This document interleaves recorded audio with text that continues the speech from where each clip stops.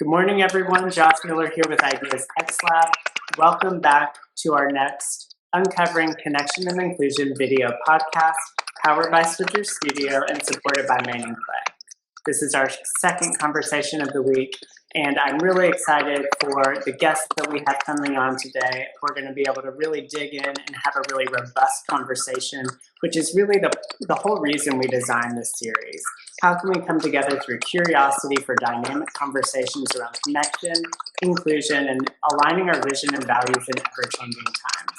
So without further ado, I want to welcome my guest, Tracy Davis. Tracy is, we initially met when she was with Hart. She is now focusing on her legal practice in diversity and inclusion consulting. So Tracy, welcome. I have you up on the screen now. Thanks for making some time today. Hey, how are you? Thank you for having me. I am hanging in there. I'm glad we have some good weather, and I always enjoy having time in the day to be able to connect with people on these conversations. So glad you've been doing this. Absolutely. So you and I got to connect really around a lot of facets of diversity and inclusion. You know, I initially reached out, we were talking about the Universal Art Program, Ideas X Lab is doing with individuals from the paralysis community. But I really want to kind of step up a few levels as we think about that topic overall, but start with you as an individual. Okay. So one of my favorite questions to ask people is, what gives you oxygen in your life and work? And that's where I'd love to start today. For me, I think that it's really the people. It's helping people, and understanding people. I think that, when you engage with persons and you begin to talk and delve more into who they are, not just what they are, but who are you? Like, what makes up you? What are your life's experiences? And then asking, where do you want to go? What story do you want to create? If you could author, which we all do, your life and your experiences, what can we do? And that empowerment. I think that information and knowledge is power. And when we speak up, that's what gives us energy and fuel. And just to be able to do that work and to see that and to know that you're making a difference, I think that's what really fuels me and keeps me going and makes me want to, fight harder and stay at it. Yeah, it doesn't surprise me that that's your answer as I think about, the conversations we've had and what you're passionate about doing with your work as you look at the next few years. And as we dive more into this diversity and inclusion conversation, I'd love to delve in a little bit to where you're familiar with the concept of covering. Yes. So the downplaying or hiding of a facet of ourselves in work or, more broadly in life. Where have you seen instances of covering for yourself, and how have you thought about or proactively worked to uncover facets and drive that change maybe at an individual level, but also as you think about organizational levels? Right. Well, I think that for me, covering reminds me of elements or essence of imposter syndrome. Mm-hmm. We want to conform, right? And there's and it's difficult because I tell that to my daughter. There's nothing wrong with conforming because you first have to acclimate before you can make changes, right? Make everyone feel comfortable or whatnot. But I find that not just as an African American woman, but as a woman, my background, I've got a bachelor's degree in finance and, of course, my law degree. And those aren't disciplines where you see very many women and even less and less minorities. So there's often times when, like I recall, I worked at a company here. It's a major company. I won't say the name. It may or may not start with an H. And I remember that I was getting emails from my coworker, and she would say one thing, and I would get confused because I'm like, you didn't ask me to do this, or you didn't ask me to do that, or when I said that to you, I'm just speaking of fact. I didn't characterize it in any way.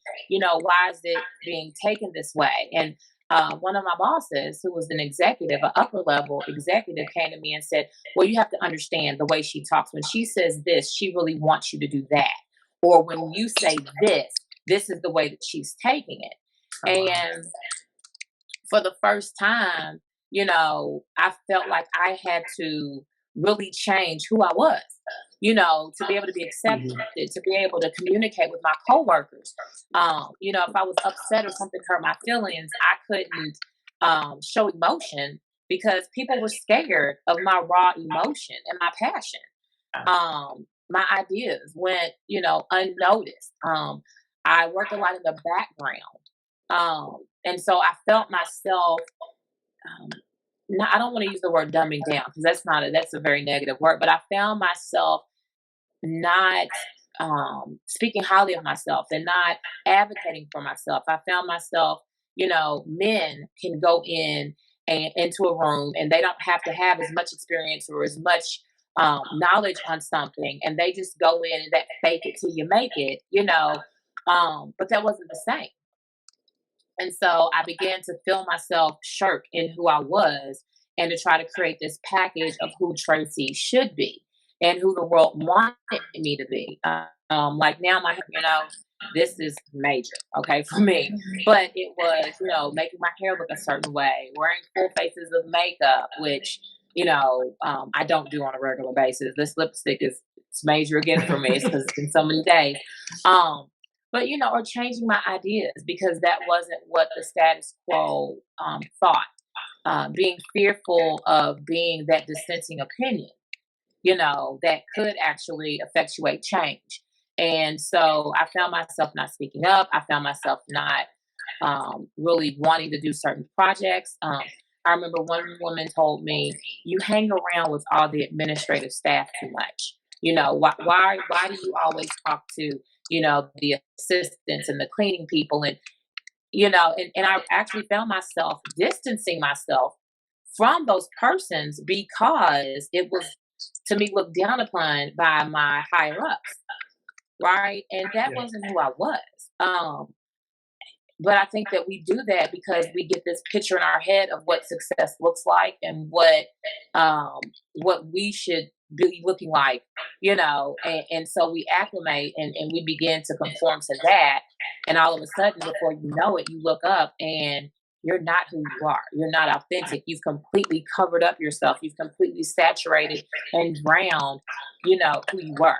And so I always think about who was I at 5 years old? Right? What did I want? What were my dreams at Mhm. 5 years old? Because the 5-year-old me was fearless and was full of dreams and opinions and lived my life authentically. And I think that it's really hard to get back to that, but I think we all do it every day. Yeah, I don't remember where I read it, but somebody was talking about kind of like you're talking about thinking back to a time where you were doing something that you loved and then kind of tracking. Yeah. Where was it that it got lost? And then if it is something that's that valuable, how do you then start to put the pieces back in place to kind of reclaim that a little Right. bit?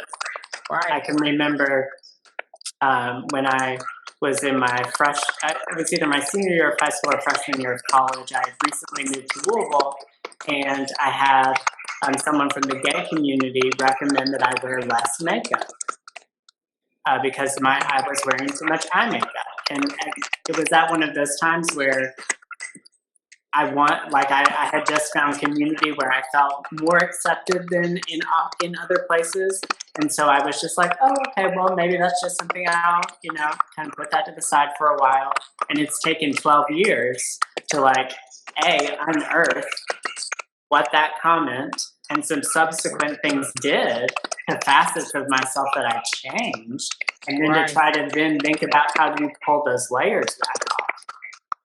So I understand in different ways what you're talking about. Right. I think it's definitely a process. Hmm. I think that therapy. I think everybody should go to therapy. I Everybody think you're right. should really delve in because who you are and what you need is really within. It takes time. It's a lot of work. A lot of work. I watched a documentary called White Like Me. I believe it was Dee Pregliasco who played that for us.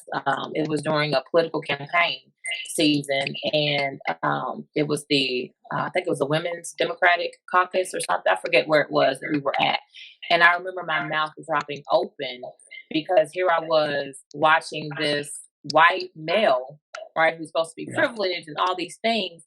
And it literally was uncovering the things that, the unconscious bias that we have even within our own. Like you walk into a restaurant that's an Oriental restaurant, and all of a sudden you look up and there's all minorities in there cooking, right? You're like, hmm. But that doesn't mean that they can't be a great chef or cook Oriental food or cuisine, right? Or, they ask the question, if you were to go into a hospital and you needed brain surgery and you looked up and every person in there, was Hispanic, would you trust it? Right.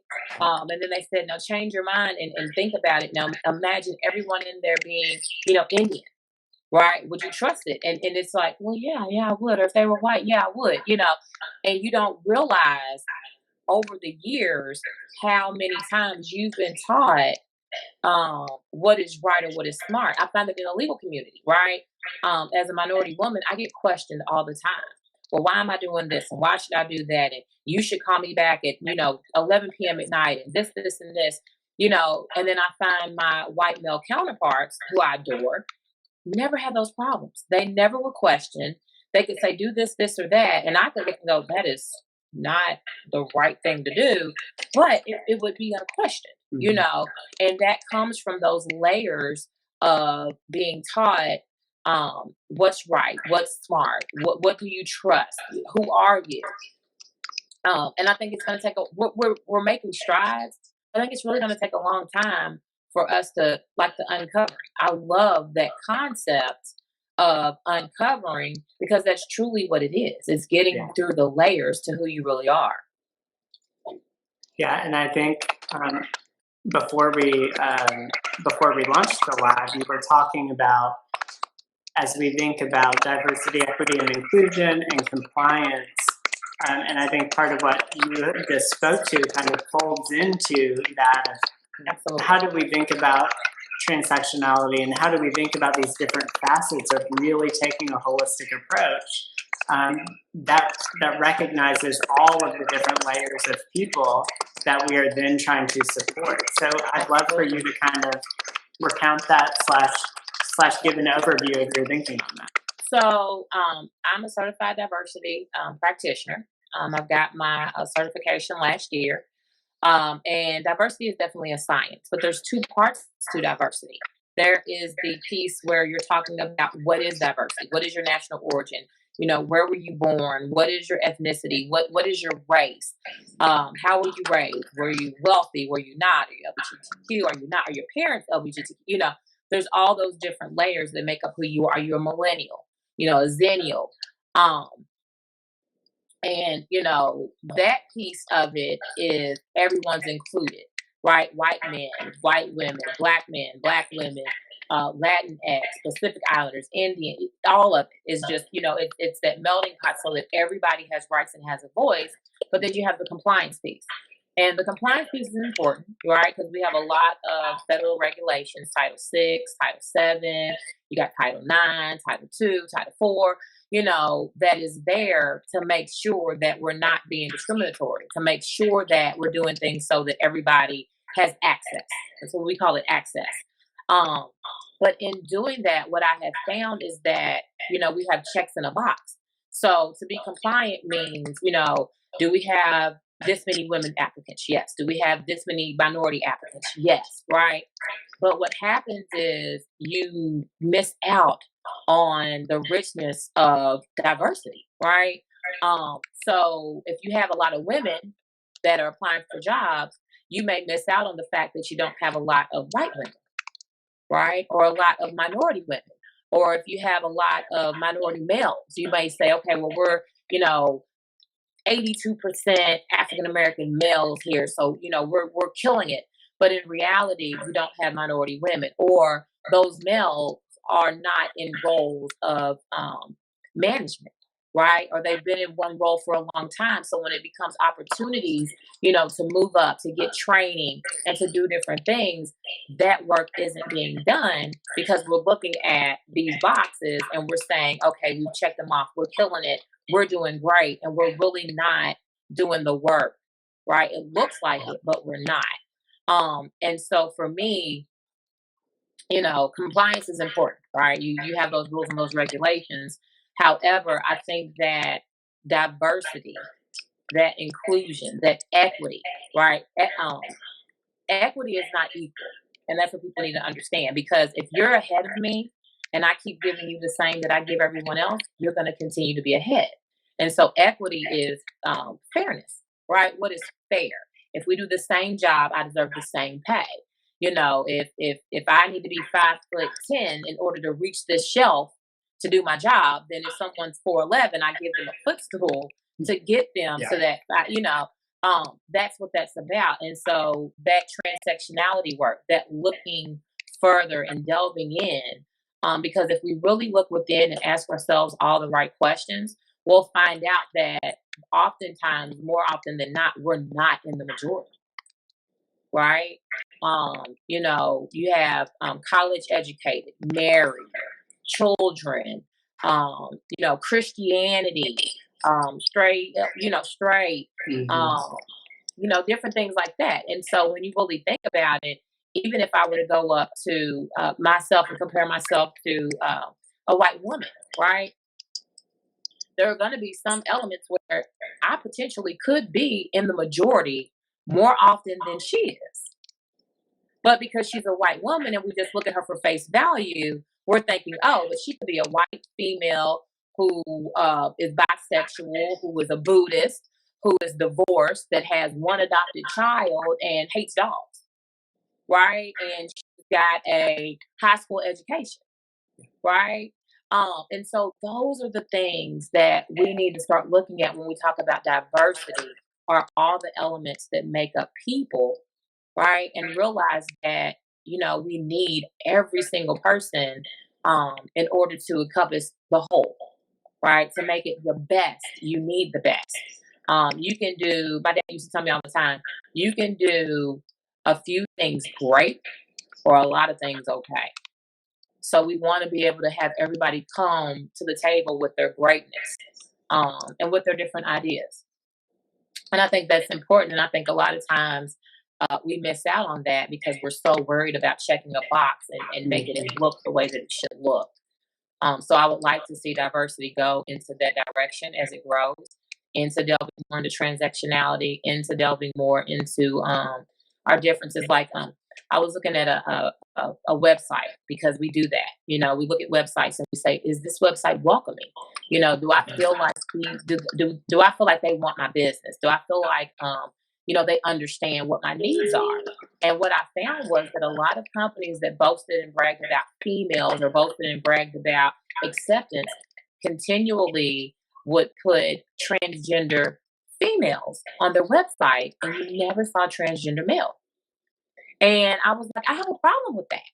They're like, what do you mean? And I said, well, every time you boast and brag, you're leaving out people. I have plenty of friends who have transgendered from being female to male. And it happens every day. But do they have a voice? Are we listening to them? Like, Caitlyn Jenner, love it. It's great.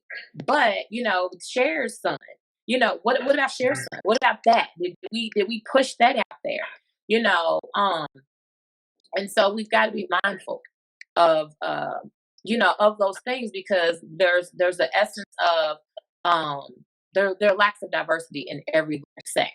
And so it's really going to take a lot of work and a lot of time to get through it. But I think that with all the innovation and people really being engaged right now, we'll get there. It may take us 10 to 20 years, but I think we'll get there. Well, I think it's really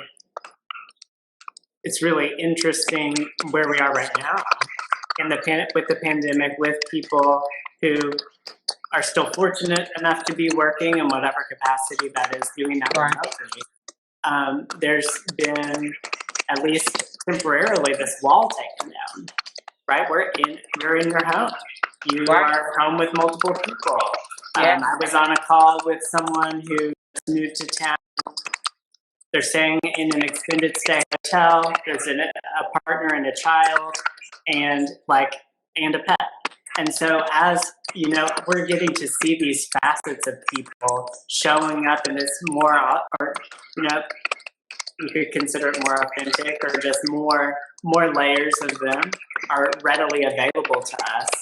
Right. And how do you think about when you think about what we're going through right now, and then as we shift over the next few months into whatever the evolved way of working is, what would your hope be, or what encouragement do you have, or recommendations for people of how we carry some of this with us, but use it as a building block?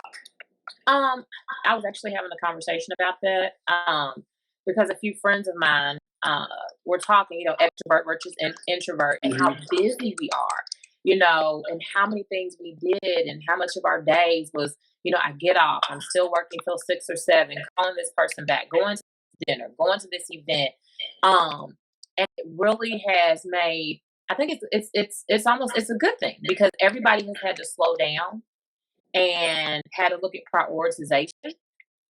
Um, I think that one of the great things that we have right now is technology because with this phase that we're going through, I'm able to work from home. I'm able to file things from home. I'm able to, sit in my living room and have this meeting here. I think that we're seeing what's really important, like the essential workers, like the garbage men, right? They are Yeah. risking their lives every single day. Our grocery workers, things like that, what's really needed. Um, and I think we're learning how to respect. We're also, I think about like the number of people that are working from home now and the amount of money that we spend on buildings, right? And how many, I'm like, how many of these buildings do we need? How many of these buildings can we change and make gardens and grow trees and, parks for us to be able to have wildlife and grow? I think about, um, the way that we communicate, right? Like I said earlier, we were talking about my dad. I ordered him an iPhone, right? And he is so excited about that iPhone because now he can FaceTime people and he's got a screen and he's able to stay connected. He can have Bible study.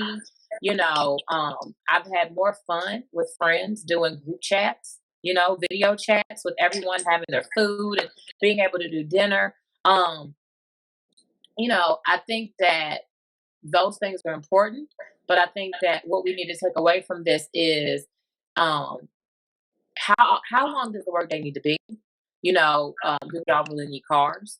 Right? Think about the economy. Think about the environment right now because everyone's driving less. There's so much less pollution, Mm-hmm. right? There's no need to be out riding around. There's probably less accidents. You're not seeing DUIs. You're not seeing addicts out on the streets as much. So crime has gone down. Um, and so I think it's if we really think about it and we say, okay, this is where we were, right? What worked and what didn't work?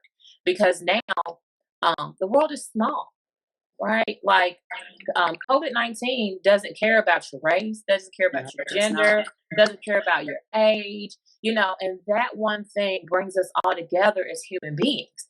You know, um, what I do for a living, I think about like all the celebrities, right?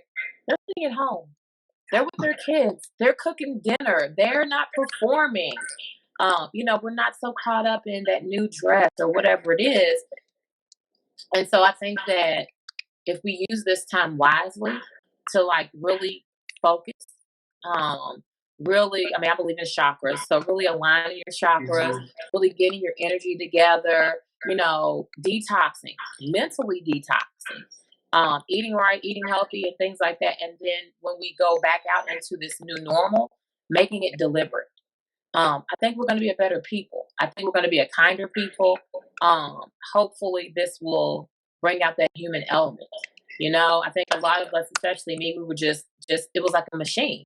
You get up, you go to work, you do your hours, you come back, you say this, you say that, you go to these events, you love giving back to charity, but you're writing a check because you got an hour to get to your next event.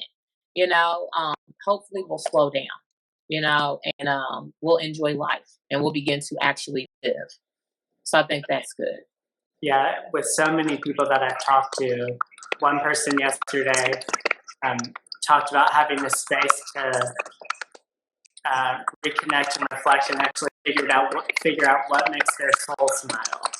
That's how they described it. But multiple people have talked about like the amount of time they've gotten to spend with family is something they never would like. When will we have ever again? Maybe this Right. opportunity. So there are so many, negative or facets of struggling that are happening, but there are these moments of refinding humanity in a different way. Right. I think we were talking about interconnectedness earlier. True connection with people, I think, is what you said. That even though it's virtual, there's different levels of that, and that's something that I'm really grateful for. Right. Right. I think it's important. I think, Lent season, right? Trying to find some place where I could eat fish on Friday, you know, trying to make sure that those things that I gave up for Lent, it's like, oh, well, I can't do those now anyway. So, what kind of a sacrifice could I make for Lent? Watching my friends, the ones that are Hebrew Pentecostal and things like that, watching them do their different rituals and ceremonies and have their dinners at home. And, it's like those are the things that are important. Those are the things that make up who you are. Um, and you should be able to be that person, right? Like I'm looking at Facebook and Instagram now going, really? I didn't know that you did that, or I didn't know that you believed that, or I didn't know, but it's good. It's good to know because that's a part of who that person is. That's a way to connect, in the fact that they have that belief. Like I've cooked more in the past um, 3 weeks than I have probably in the last 2 years, while still being supportive of local restaurants. So what I've done is I'll get up, I'll do a really healthy breakfast or a smoothie, and then I'll search and I'll go, okay, where are all of the local restaurants, the small mom and pop shops, the local ones? Who do I know? And I try to be supportive of those and to go out and to tell my friends about supporting those, right? Because it shows you care and give a nice tip. And then when I eat dinner, I'm thinking, okay, let's eat healthy. It has to be enough for everyone. I've been making more things from scratch, spending time with my children, talking about things that we probably wouldn't have. Like we went and bought board games.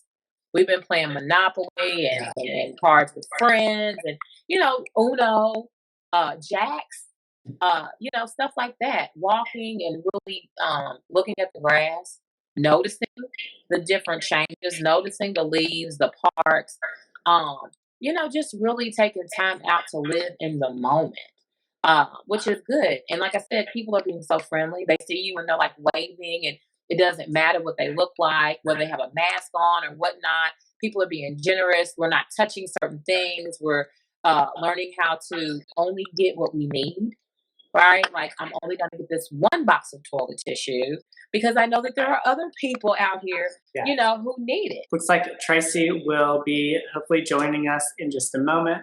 Technology is our friend when it works. Different Wi-Fi connectivity issues. So I really love to hear from you all as you think about this conversation. Reflect on those connections with other people, those different ways that you're showing up. What does that mean for you? And comment in the section below the video. Send us an email, send us a message if that's something you want to share. I think Tracy is trying to get back on. We'll see if we can hear her. She's going to try and call back in again. And we'd love to hear your feedback. How do we carry the good pieces forward, the humanity we're finding, different ways of understanding the layers and the facets of people, all that they're bringing to the table, whether it's their spouse and kids and dog, or the quirks and how they work, and understanding those in different ways. We can bring a new appreciation to all of that as we step back out in the coming months and head back into work, head back into these social gatherings. I know that things that I'm looking forward to are just being able to give my friends hugs and pick up and play with their kids, and those intimate moments that we don't often appreciate until afterward, until they are things that we are Can you hear missing. me? I can hear you, Tracy. Okay, good. I'm so sorry. Let me make It's sure. okay. So I'm like, where was I on my rant? No. But I really do. I hope that everyone is just taking the time out to think about the things that bring us together, things that make us more similar than different. Um, I hope that they carry that with them as we go back, right? I think that's important. I think that you know, our rules and our laws for the lawyer are made to protect, right? So you have like different rules that are strict versus flexible, rational. Time. Obviously, we have to have rules in place because we want to make sure that we're looking out for our disabled. We want to make sure that women's rights are there. We want to make sure that we're looking out for our children. You know, but I think that now, I think the majority of us are all thinking about, those elderly relatives, right? Where are they? What do they need? Those disabled persons, where are they and what do they need? I know one of the things that we were focused on recently was, you have people that are developmentally delayed, right? Mhm. They're out there in our community, and do they really understand what's going on? Do they really understand why they can't go to this place or that place? Are they aware that they need to, or why they shouldn't be touching certain things and doing certain things?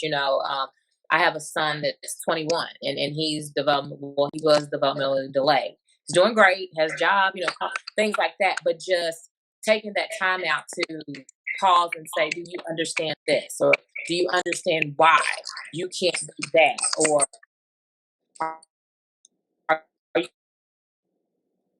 making sure those are the people that I work with? Think about are disabled and, like the ridership um, with the person who tested positive about that. I think about, how many people do they come into contact with? How do we reach out to those persons? Someone, who has an issue, a cognitive Right. issue. All right, everybody. Well, we continue to struggle a little bit with the Wi-Fi, so we are going to go ahead and bring our conversation to a close for today. But I've so enjoyed getting to talk to Tracy Davis about these different topics. It's really timely as we think about heading back out into the future. Just like I was referencing earlier, we'd love to hear your all's feedback, the way that you're experiencing it, and how you are thinking about translating that back out, whether it's into work, social gatherings, or beyond. So join us again next week, Tuesday and Thursday at noon Eastern Standard Time on Ideas X Lab's Facebook page. And I'm going to be joined next week by Molly Jett and Christina Newman Scott. So I'm really excited about that. And you can watch my past conversations at ideasxlab.com/uncovering. Thanks again to Switcher Studio and Megan Clay for their support of the series. Tracy, did you hop back on and want to say any final words before we close out? Yes. Well, first of all, I apologize with everyone logging into Wi-Fi. So I've got about 4 or 5 different persons logging in, doing classes and things like that. That may have something to do with it. But what I would say is that I think that, like I said, when you're talking about diversity, again, we need to focus on that inclusion piece. And I think that everyone needs to just understand that it's within us, right, to do that part. It's within us to take that step outside of the box. I think that I would challenge everyone to have courageous conversations. Okay. If you see that person and you don't understand really who they are, what they are, go to them with an open heart and say, hey, I'm not trying to be offensive or disrespectful, but can you explain this to me? Or why is it that you do this? Or what does this mean? Or when did this happen? And I think that when we do that, and we begin to have conversations, it's all about truly being able to understand. Like that first question you asked me, what gives me oxygen? If we were as a people to go out and to ask that question to each and every individual, we would realize that everyone's answer would be different. But that's what makes the human race so beautiful and magnificent, is that we have all these ways to connect, and yet and still all these different ways that we're different. And we need to work on creating a tapestry, right, of life and working together. And I think that if we are deliberate and intentional in being accepting, then we'll be okay. We've got to, a major word that I think people need to start using is ethnocentrism, right? And that is where you view everything in the world based on what your culture, your norms, your views, or whatever are, and you say what's right and wrong based on ethnocentrism. And we've got to get away from that, because that's not the way that it is. We need to be more relative, right? I believe this, you believe that. As long as we're not hurting or harming one another, let's learn how to coexist and to accept. Because we'll learn that at the core, it all runs back to the same. Yeah. So yeah. That, I think those were great parting words. So thank you, Tracy, so much for joining us today. I appreciated having time to catch up and delve into this. All right, thanks. All right, everyone. Well, we've already done the closing, so hope you all enjoy the rest of your week and your weekend. Stay healthy, stay safe, practice social distancing, and we look forward to seeing you all next time.